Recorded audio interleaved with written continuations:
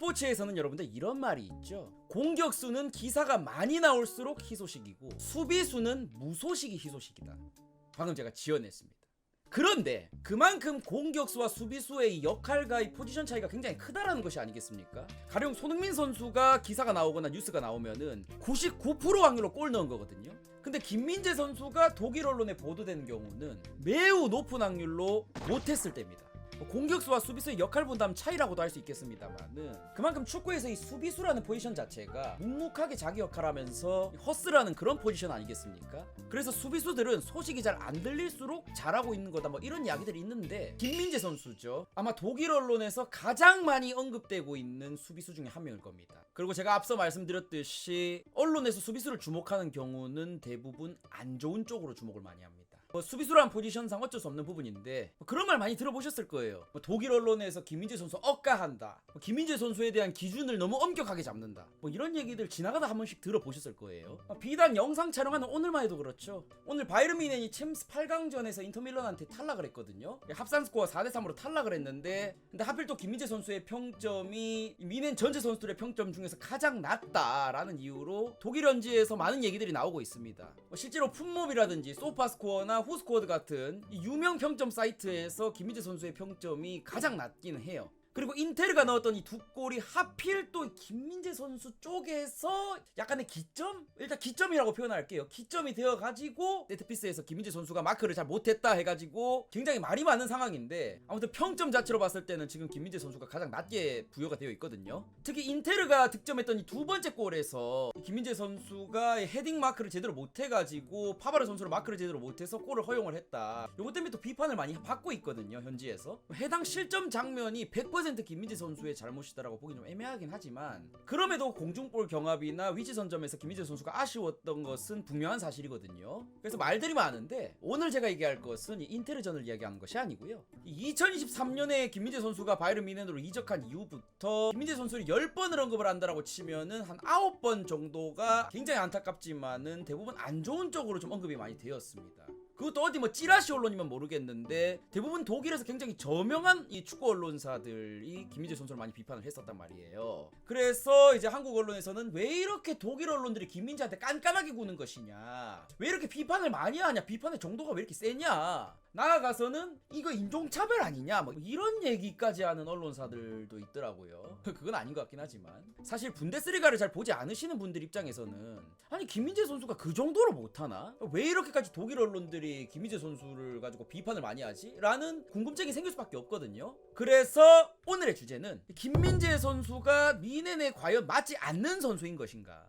독일 언론들의 얘기처럼 실력이 좋지 않은 선수인 것인가, 그리고 거기에 더해서 왜 김민재 선수에 대해서 이렇게까지 말이 많이 나오고 있는 것이냐, 이것에 대해서 오늘 여러분들과 함께 가볍게 다뤄보는 시간을 가져보겠습니다. 사실 김민재 선수 같은 경우에는 이 한국 수비수의 기적판이죠. 사실 이게 말이 안 되는 게 뭐냐 하면 불과 2년 만에 중국 리그에서 세계 최고 구단에 들어간 선수거든요. 베이징에서 바이에른 뮌헨으로 가는 게 꼴랑 2년밖에 걸리지가 않았어요. 이게 말이 안 되는 거거든요 사실. 더군다나 해외 테크트리도 타지 않았고 김민재 선수가 뛴 어떤 팀에서도 주전을 뺏겨본 적이 없어요. 뮌헨 처음 이적했을 때도 일단 주전 먹고 시작했죠. 거기다 수비수 출신으로 아시아 최고 이적료인 거의 800억에 육박을 해가지고 뮌헨으로 이적을 했고, 한국의 돌연변이 유형이다. 미드필더나 윙어 출신으로 해외에서 활약했던 한국 축구 선수들은 많이 있지만은 수비수로 활약을 해가지고 무려 바이에른 뮌헨의 주전까지 차지한 이런 선수는 없어요. 그리고 앞으로도 없을 가능성이 높아요. 이거는 만약에 신이 있다면은 이 프랑스 아니면 독일에다가 태어나게 하려고 했는데 손님이 이끌어져가지고 한국으로 잘못 찍은 거 아니냐 싶을 정도급의 선수예요. 그냥 한국 수비수의 기적이에요. 돌연변이죠, 돌연변이. 한국인으로서 굉장히 좋아하는 선수지만은 그럼에도 불구하고 이번 영상에서는 국뽕은 완전히 배제를 하고 최대한 객관적인 관점에서 김민재 선수에 대해서 이야기를 좀 해보도록 하겠습니다.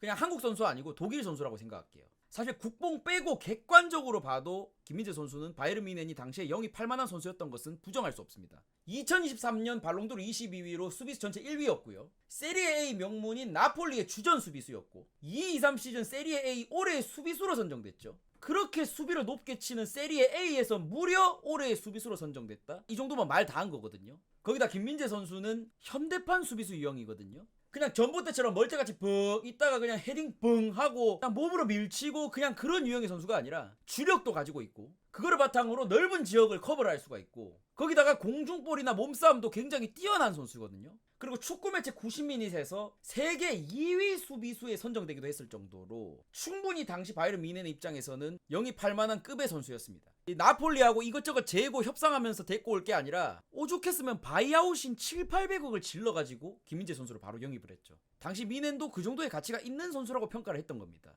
그렇게 뮌헨으로 이적한 김민재 선수 지금 2년차인데 작년인 23-24 시즌의 경우에 리그 전반기부터 바로 주전 센터백으로 기용이 됐죠. 그러면서 거의 전 경기를 출장을 했고 나폴리급의 파괴적인 활약이 있었던 것은 아니었지만 나름 준수한 경기를 펼치면서 리그 적응기스러운 플레이를 했죠. 독일 키커지 선정 분데스리가 수비수 11위에 등극을 하기도 했고요. 다만 리그 후반기로 접어들면서 김민재 커리어 사상 최악의 시즌을 맞이하게 되는데 아시안컵 차출된 이후로 수비 집중력이 확 떨어진 모습을 보였고 김민재의 백업으로 영입을 했던 다이어한테 심지어 밀리는 모습을 보이면서 리그 후반에는 더리우트 다이어 수비 조합에 밀리기도 했죠. 그러면서 더리우트가 나중에 부상을 당해가지고 리그 후반에 주전 기회를 잡았는데 하필 그 기회를 잡은 경기가 무려 챔스 4강이었고 드디어 선발 기회를 잡은 그 중요한 경기에서 이제 하필 최악의 실책을 벌치면서 엄청나게 까였죠 1년 전에. 그러면서 이번 시즌이 24-25 시즌에 리그 전반기에는 콤파니 감독이 이제 지휘를 하면서 주전 센터백으로 도약을 했고 줄부상 수비진 속에서 철강왕으로 활약을 하면서 나름 리그 적응기를 끝낸 모습이었죠. 독일 키커 랑리스트에 선정 수비수 6위에 등극을 했고 수비수 6위라는 것은 뭐 리그 탑급이다 까지는 아니라도 리그 상위권 수비수는 되었다라고 평가를 받은 거거든요.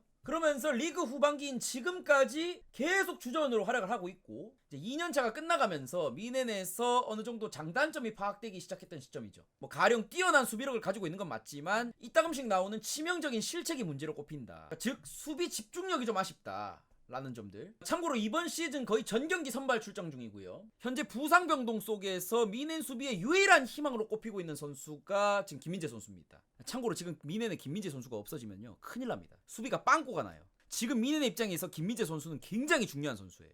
그러면 이렇게 중요한 김민재 선수를 갖다가 좀 못해도 좀 보듬어주고 그렇게 해야 되는 것이지 뭐 이렇게 까재끼느냐를 설명하기 위해서는 일단 현 바이에른 뮌헨이라는 클럽의 상황을 우리가 파악을 해야 됩니다. 일단 뭐 세계 최고의 클럽이라고 불리고는 있습니다만은 이 김민재 선수를 영입하기 전인 2-2-3 시즌의 경우 리그 우승을 하기는 했습니다만은 이걸 제외하고 최악의 시즌을 보냈던 뮌헨이었습니다.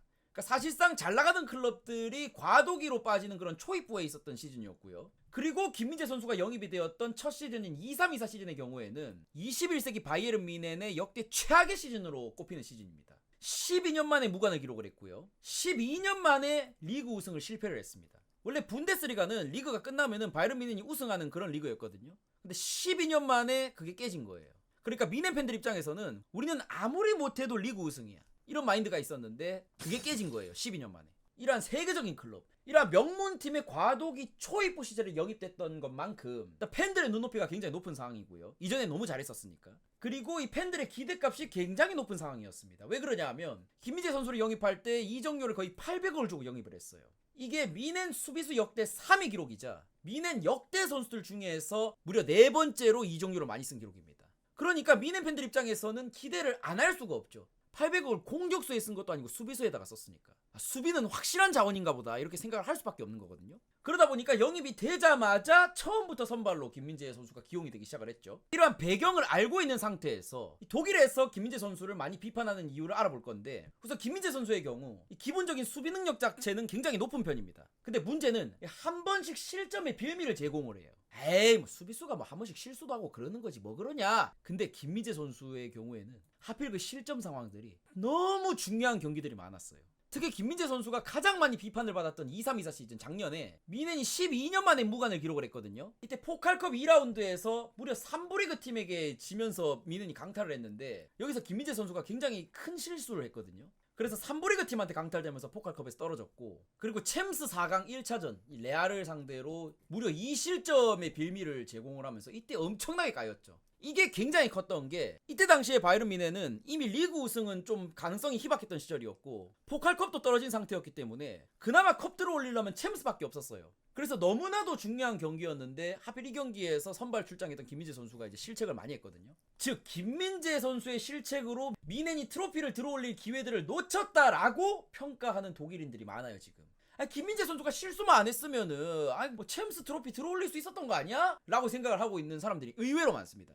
독일 현지인들 중에서는 굉장히 많아요.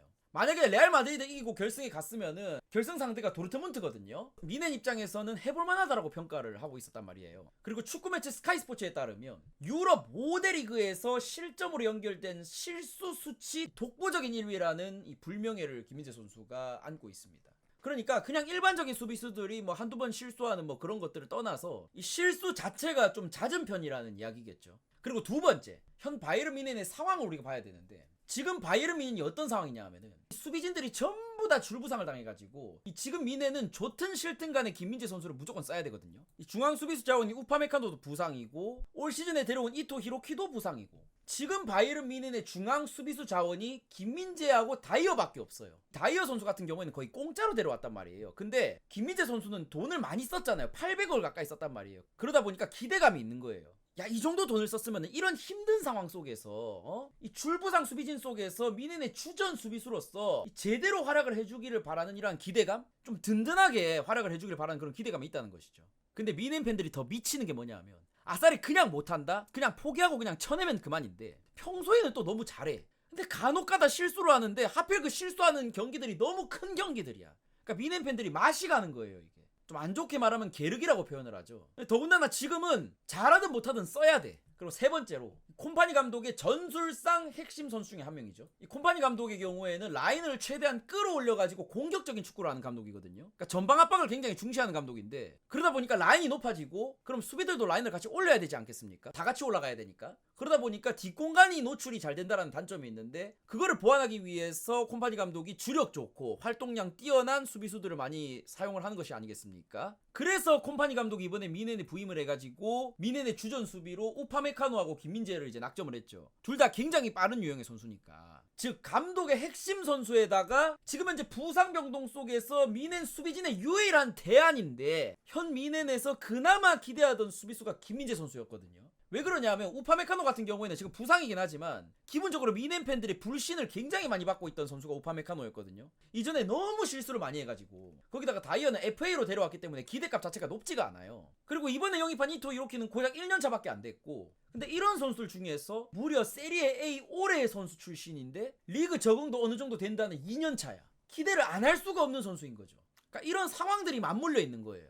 근데 여기서 핵심은 현 바이에른 뮌헨은 김민재를 대신할 자원이 아예 없습니다. 전부 부상당해버렸어요. 만약에 여기서 김민재마저 부상을 당하게 된다면은 현재 바이에른 뮌헨의 수비 에이스는 에릭 다이어예요. 이게 말이 안 되잖아요. 무려 바이에른 뮌헨인데 수비 에이스가 에릭 다이어? 이거는 무슨 소설 쓰는 것도 아니고 말도 안 되는 거거든요. 아무리 이빨 빠진 호랑이라도 바이에른 뮌헨인데. 그리고 앞서 언급드린 이유들 콤파니 감독의 핵심 자원이고 부상병동 속에서 김민재 선수 말고 수비적인 대안도 없고 이 뮌헨 팬들이 김민재한테 포커싱이 갈 수밖에 없는 구조예요 지금. 거기다가 리그 2년차 됐죠. 그리고 높은 이적료에 대한 기대감도 있죠. 그러니까 쉽게 말해서 독일 현지 팬들 마인드는 딱 이거예요. 지금 바이에른 뮌헨이 수비의 미들맨이 너밖에 없는데 어차피 좋든 싫든 간에 우리는 무조건 너를 쓸 수밖에 없는 상황인데 왜 잘 가다가 자꾸 한 번씩 큰 실수들을 하냐. 아니, 수비수에다가 800억을 썼으면은 이런 상황에 든든함을 주기 위해서 수비수에 800억을 쓴 것이 아니냐. 여기는 다른 클럽 아니다. 이 바이에른 뮌헨이다. 보여줘야 된다. 여기서는 이런 힘든 상황 속에서 다른 뮌헨 선수들이 그랬던 것처럼 너도 보여줘야 된다. 딱 이거예요. 그러니까 비판을 하는 것도 관심이 없으면 비판을 할 수가 없어요. 어차피 김민재 말고는 쓸 자원이 없기 때문에 김민재 선수만 바라보게 되는데 김민재 선수가 또 중요한 경기에서 한두 번씩 실수를 하니까 독일 언론들이 미쳐버리는 거예요.